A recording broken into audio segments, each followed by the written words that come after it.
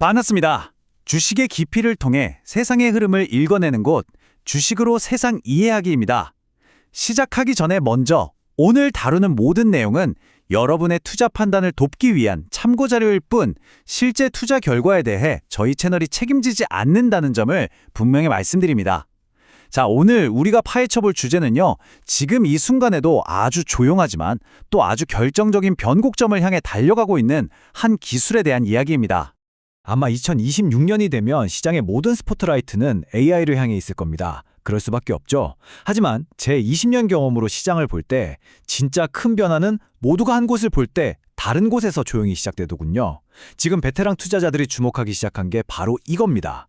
AI의 이 엄청난 혁신마저 어쩌면 거대한 리허설처럼 보이게 만들 수 있는 더 근본적인 패러다임의 변화. 오늘 우리가 데이터로 파헤쳐볼 주제가 바로 이겁니다. 그럼 본격적으로 시작해보죠. 퀀텀 컴퓨팅. 아마 많은 분들이 그거 한참 먼 미래 기술 아니야? 하는 통념을 갖고 계실 겁니다. 그런데 말이죠. 시장에서 가장 큰 수익은 언제나 그 통념이 깨지는 지점에서 터져 나옵니다.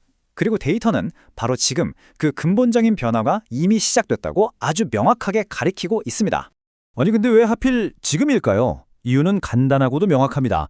우리가 지금까지 의존해온 기존 컴퓨팅 기술이 더는 나아갈 수 없는 명백한 물리적 한계, 말 그대로 벽에 부딪혔기 때문입니다.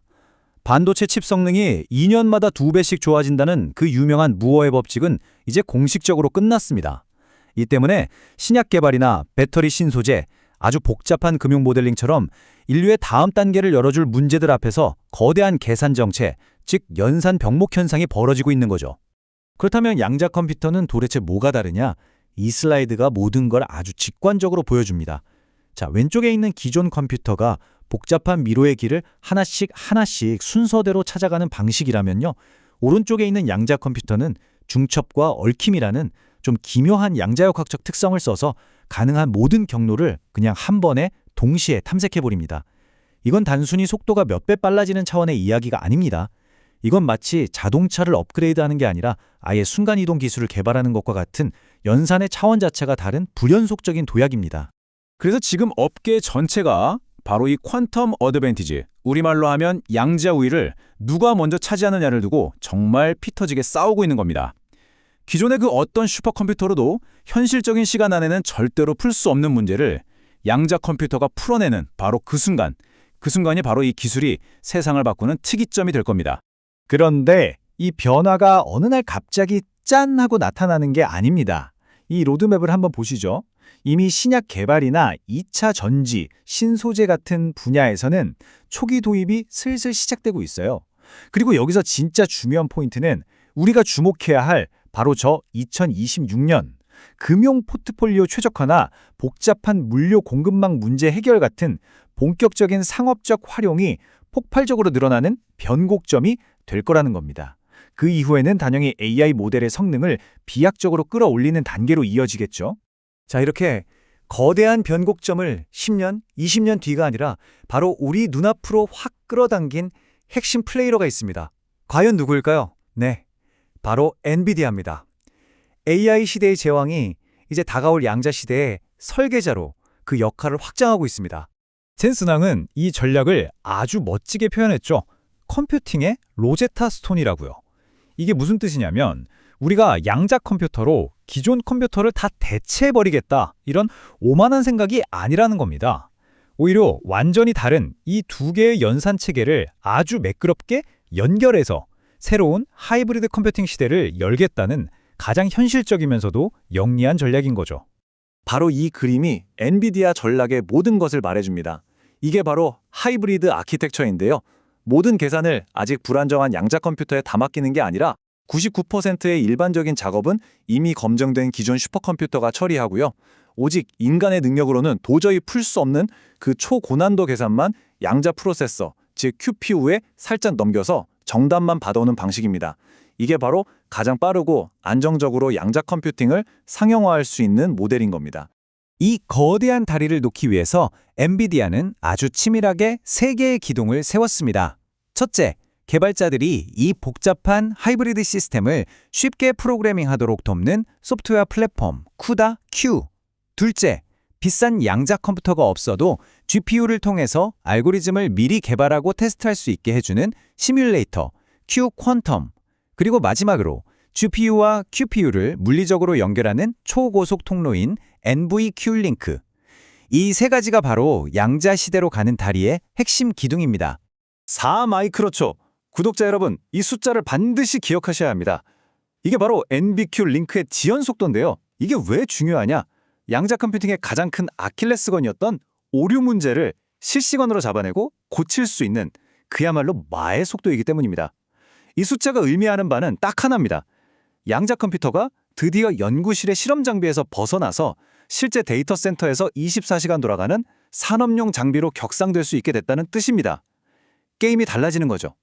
자, 이제 엔비디아가 이 판을 어떻게 설계했는지 큰 그림이 좀 보이시죠? 그렇다면 이 새로운 판 위에서 뛰고 있는 다른 핵심 플레이어들은 누구일까요? 이른바 퀀텀 얼라이언스, 즉 양자 동맹의 지도를 한번 그려보겠습니다. 이 그림을 보시면 모든 게 명확해집니다. 마이크로소프트나 구글 같은 빅테크 클라우드 기업부터 아이온큐, 리게티 같은 양자 기술 전문 기업들까지 시장의 거의 모든 플레이어들이 엔비디아의 이 하이브리드 플랫폼을 중심으로 쫙 정렬하고 있습니다. 이건 뭘 의미할까요? 네, 바로 하나의 거대한 산업 표준이 만들어지고 있다는 가장 강력한 신호입니다. 이 플레이어들은 크게 두 부류로 나뉩니다. IBM이나 구글처럼 자체 하드웨어와 클라우드 플랫폼을 모두 가진 빅테크가 있고요. 그리고 아이온큐나 리게티처럼 핵심 프로세서인 QPU 개발에만 집중하는 기술 혁신 기업들이 있죠. 그런데 여기서 진짜 중요한 포인트는 이겁니다. 이들이 초전도 방식을 쓰든 이온 트랩 방식을 쓰든 어떤 기술을 사용하든 간에 결국엔 엔비디아의 프레임워크 안으로 들어와야만, 즉 통합되어야만 시장에 제대로 진입할 수 있는 구조가 만들어지고 있다는 점입니다. 자, 여기서 잠시 숨을 고르고 이 그림이 여러분 포트폴리오에 어떤 의미일지 한번 생각해 보실까요? 퀀트의 시각에서 이 지도는 그냥 기술 지도가 아닙니다. 이건 하나의 거대한 가치 공급망, 즉 밸류 체인입니다. 그렇다면 질문은 명확해지죠. 이 공급망의 어느 지점에서 진짜 부가가치가 만들어지고 우리는 투자의 관점에서 어디에 주목해야 할까요? 이제 마지막 장입니다. 특정 종목을 추천하려는 게 절대 아닙니다. 이런 거대한 기술 격변기의 리스크를 관리하고 기회를 포착하기 위해서 우리가 어떤 투자 프레임워크, 어떤 생각의 틀을 가져야 하는지에 대한 이야기입니다. 생존과 수익률을 위한 저의 20년 노하우가 담긴 퀀트의 투자 전략을 공유해드리겠습니다. 이 복잡한 생태계를 퀀트는 딱 4가지 투자 테마로 나눠서 분석합니다.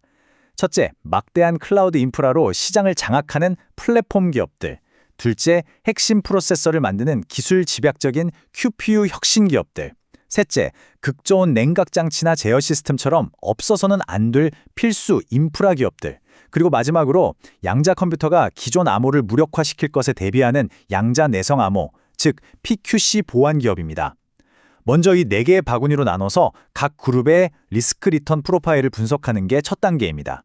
하지만 기술의 잠재력이 곧바로 투자 수익률로 이어지는 건 또 다른 이야기입니다.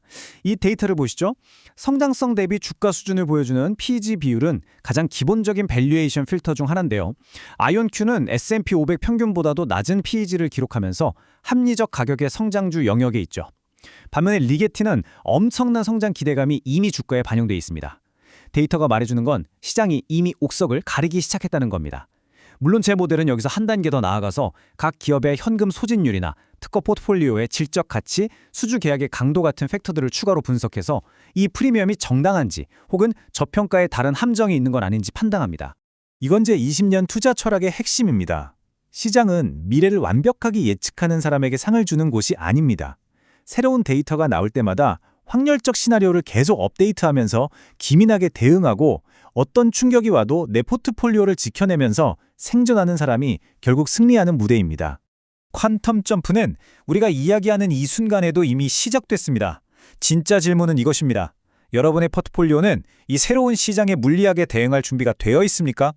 오늘 분석이 여러분의 생존 전략을 완성하는 데 조금이나마 도움이 되셨기를 바랍니다. 이상 주식으로 세상 이야기였습니다.